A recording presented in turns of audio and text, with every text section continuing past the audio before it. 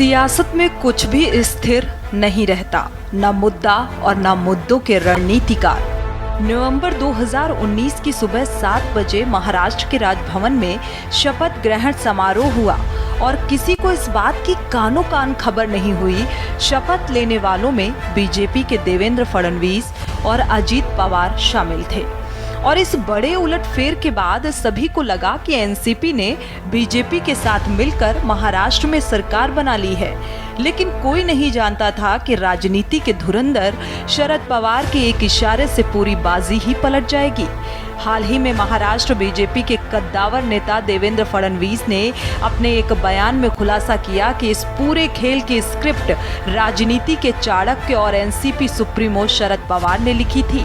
उन्होंने बताया कि साल 2019 में महाराष्ट्र में एनसीपी चीफ शरद पवार के भतीजे अजीत पवार की बगावत, उनका देवेंद्र फडणवीस के साथ मिलकर सरकार बनाना, खुद उप मुख्यमंत्री को फडणवीस को मुख्यमंत्री बनाना, फिर इस्तीफा देना और उद्धव ठाकरे का मुख्यमंत्री बनाना, सब कुछ तय था। उनके इस बयान के साथ ही सूबे की सियासत में एक बार फिर हलचल मच गई। एनसीपी चीफ शरद पवार ने फडणवीस के इस दावे पर कहा कि भारतीय जनता पार्टी ने उनके भतीजे और एनसीपी के नेता अजीत पवार के साथ सरकार बनाई थी। इसका फायदा ये हुआ कि इस फैसले से साल 2019 में महाराष्ट्र में राष्ट्रपति शासन खत्म हो गया। पवार का इस तरह का बयान देना राजनीतिक चतुराई से भरा है, लेकिन इससे एक बात तो जरूर समझ आती है कि उनको सब कुछ पता था। साल 2019 में क्या हुआ था? साल 2019 के महाराष्ट्र विधानसभा चुनाव में बीजेपी ने 105 सीटों पर जीत दर्ज की थी और इस चुनाव के नतीजे 24 अक्टूबर 2019 को घोषित किए गए थे। वहीं बीजेपी के साथ गठबंधन में रही शिवसेना ने 56 सीट अपने नाम किया था। उस वक्त बीजेपी और शिवसेना गठबंधन के पास सरकार बनाने के लिए पर्याप्त सीटें थी, लेकिन इसके बाद भी दोनों सहयोगी दलों के बीच मुख्यमंत्री का पद किसे मिलेगा, इस पर विवाद शुरू हो गया।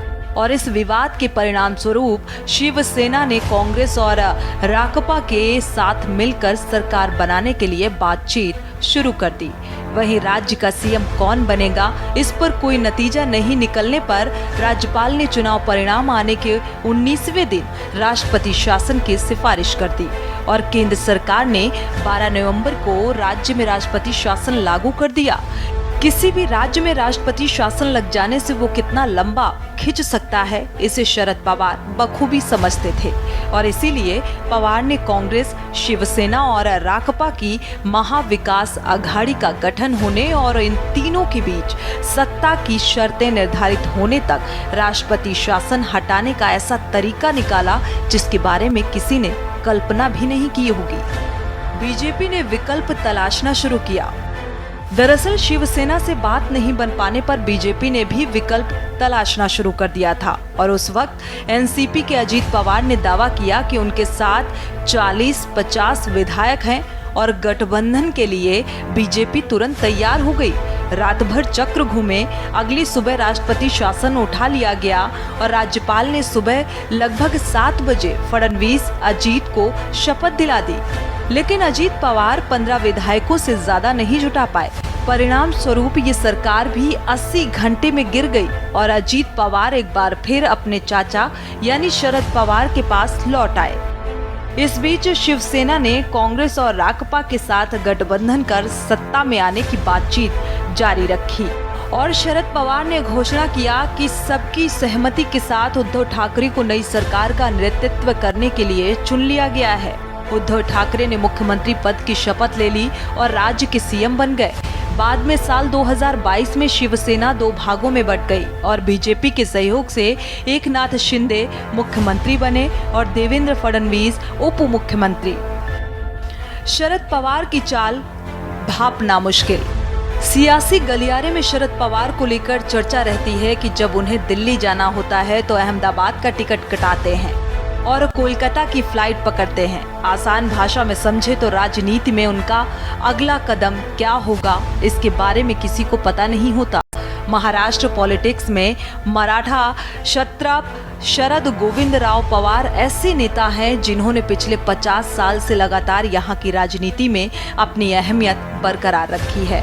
नेशनलिस्ट कांग्रेस पार्टी के नेता शरद पवार की शख्सियत इतनी बड़ी है कि कहा जाता है कि महाराष्ट्र की पूरी राजनीति इनके इर्द गिर्द घूमती है और इससे फर्क नहीं पड़ता कि वो सत्ता में हैं या नहीं।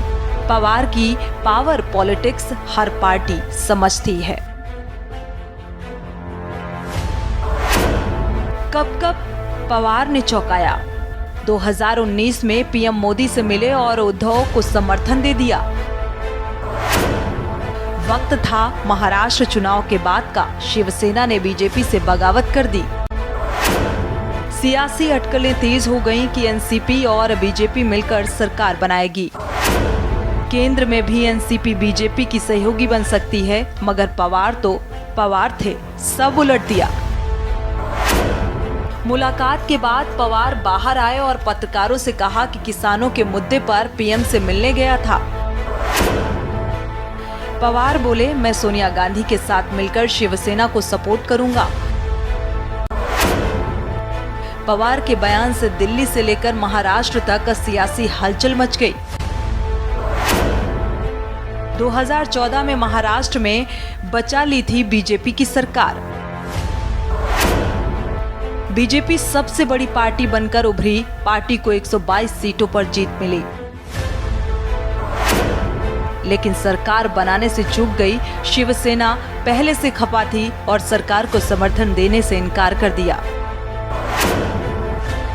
पवार की पार्टी के पास उस वक्त 41 सीटें थी। शरद पवार के दांव से शिवसेना उस वक्त बीजेपी से ज्यादा मोलभाव नहीं कर पाई।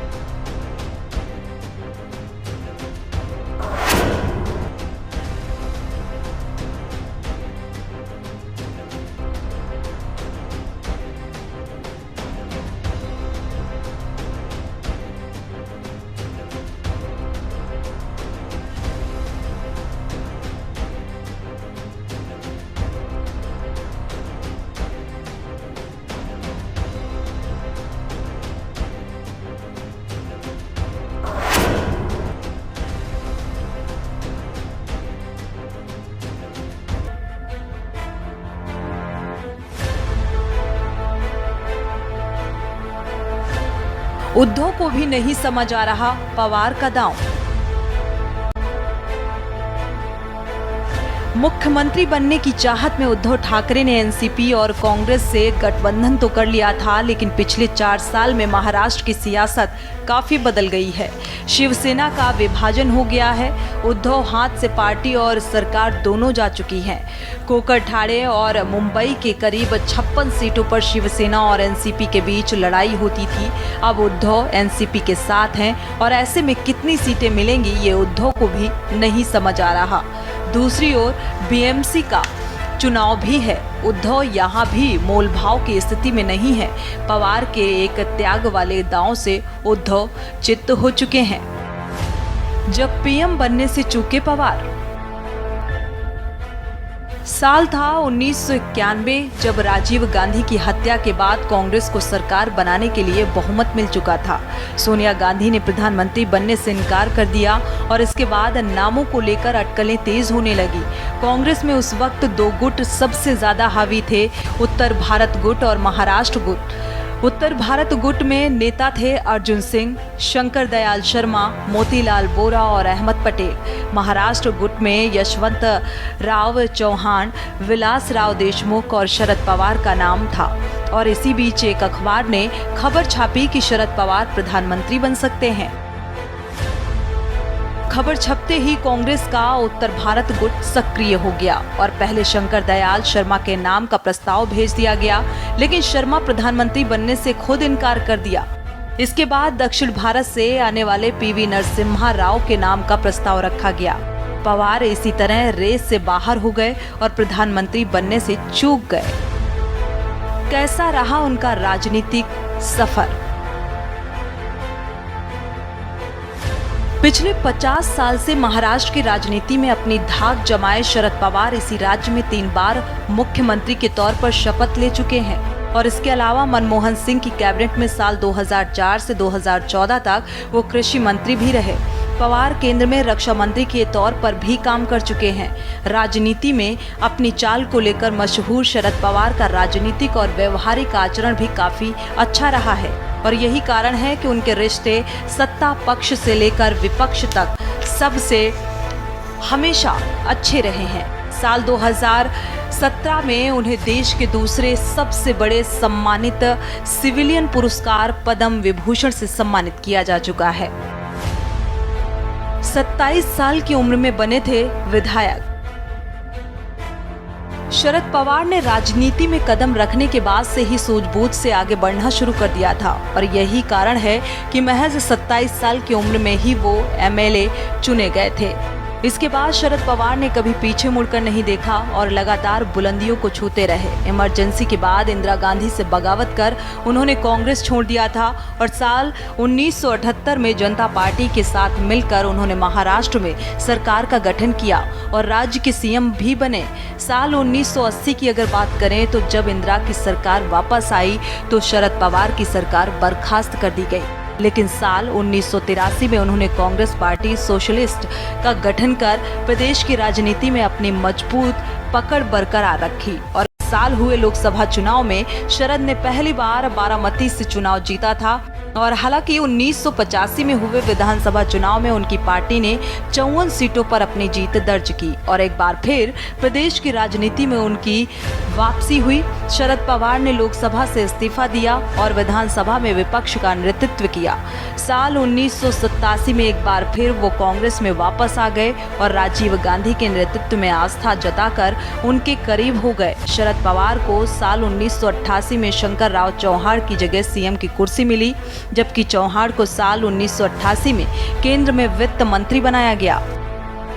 फिलहाल एक खास घटनाक्रम में अब ये साफ हो गया है कि शरद पवार ही एनसीपी चीफ बने रहेंगे और एनसीपी पद से इस्तीफा वापस ले लिया है। दरअसल एनसीपी कमेटी शरद पवार का इस्तीफा नामंजूर कर चुकी है।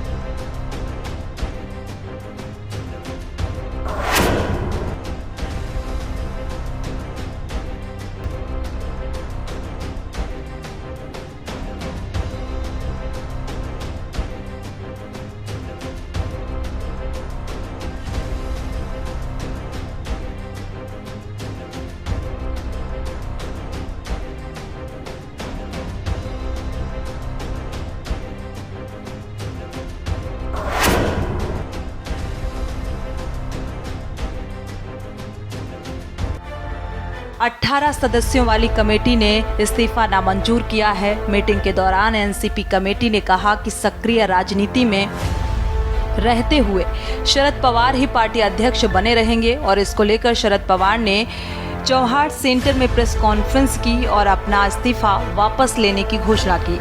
आपको बता दें कि शरद पवार ने कहा कि मैंने एनसीपी अध्यक्ष पद से इस्तीफा दे दिया था। मैंने राजनीतिक जीवन में 66 साल पूरे कर लिए हैं और इतनी लंबी पारी के बाद आराम करना चाहता था। मेरे निर्णय की घोषणा के बाद कार्यकर्ताओं और लोगों में असंतोष की प्रतिक्रिया हुई। मेरे सलाहकारों ने कहा कि मुझे इस्तीफा इस फैसले पर पुनर्विचार करना चाहिए। समर्थक और मार्गदर्शक मुझसे अपना निर्णय वापस लेने का अनुरोध कर रहे थे और उन्होंने कहा कि मुझे लगता है कि पार्टी में नए नेतृत्व का निर्माण होना चाहिए। मैं इसके लिए काम करूंगा। शरद पवार के सन्यासी कदम ढक गए हैं। दरअसल एनसीपी की कोर कमेटी ने शरद पवार का इस्तीफा नामंजूर कर दिया है। मुंबई में हुई पार्टी की अहम बैठक के दौरान उन्होंने अपने समर्थकों के साथ जमकर नारेबाजी की और पवार से इस्तीफा वापस लेने का आग्रह भी किया। आपको बता दें कि बैठक में पवार से इस्तीफा वापस लेने का प्रस्ताव प्रफुल्ल पटेल ने पेश किया। पार्टी लगातार पवार से इस्तीफा वापस लेने का आग्रह कर रही थी और एनसीपी कोर कमेटी बैठक में नेताओं ने वही आग्रह किया। पार्टी नेताओं और कार्यकर्ताओं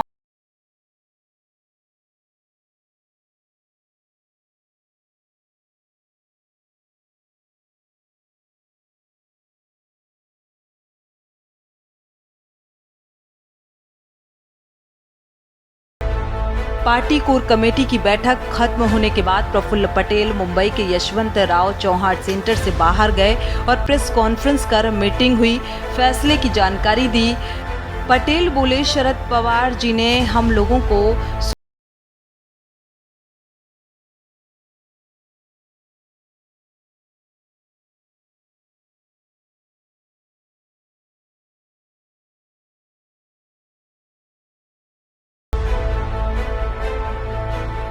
कमेटी ने उनका इस्तीफा खारिज कर दिया।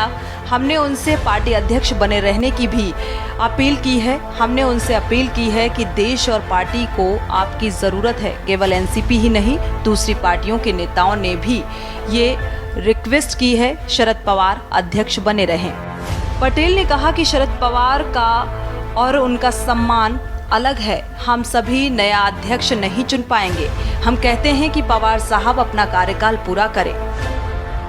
प्रफुल्ल पटेल ने कहा कि सभी लोगों ने उस समय भी शरद पवार को मनाने की कोशिश की और इसके बाद मेरे जैसे पार्टी के कई बड़े नेताओं से मुलाकात की और इस्तीफा वापस लेने को कहा गया।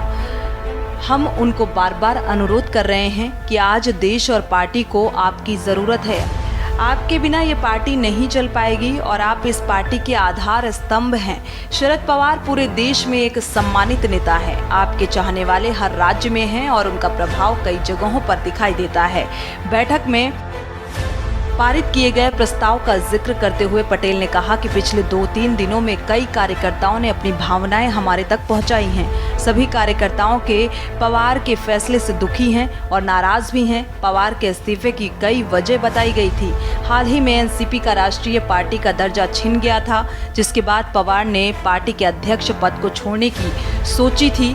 दूसरी खबर ये आई कि एनसीपी के कुछ विधायक भारतीय जनता पार्टी के साथ जाने वाले हैं और ऐसी स्थिति में यदि पार्टी में दरार पड़ती है तो पवार के लिए मुश्किल बढ़ जाती। लेकिन उन्होंने ऐन वक्त पर इस्तीफे पर दांव चला और तमाम पार्टी नेता एकजुट हो गए। कहा जाता है कि पवार एक तीर से 2 निशाने साधते हैं, लेकिन इस बार उन्होंने कई निशाने साध दिए। जब पवार ने इस्तीफे का फैसला लिया था तो केवल उनके परिवार के 4 सदस्यों, बेटी, साले, दामाद सदानंद सुले, भतीजे अजित पवार और उनकी पत्नी को ये बात पता थी। देश के कद्दावर नेता शरद पवार ने 2 मई को एनसीपी अध्यक्ष पद से इस्तीफा दे दिया था। मुंबई के वाई.बी. चौहान सेंटर में अपनी किताब के विमोचन के दौरान उन्होंने ये ऐलान किया था। उन्होंने कहा था कि मैं एनसीपी के अध्यक्ष पद से रिटायरमेंट ले रहा हूँ और वो भाषण दे रहे थे। तब एनसीपी कार्यकर्ता उनके सामने हाथ जोड़कर खड़े थे और आपको बता दें कि हाल ही में उन्होंने इसके संकेत दिए थे और उन्होंने कहा था कि अगर रोटी समय पर ना पलटी जाए तो वो जल जाती है। स्पेशल डेस्क, के न्यूज़ इंडिया।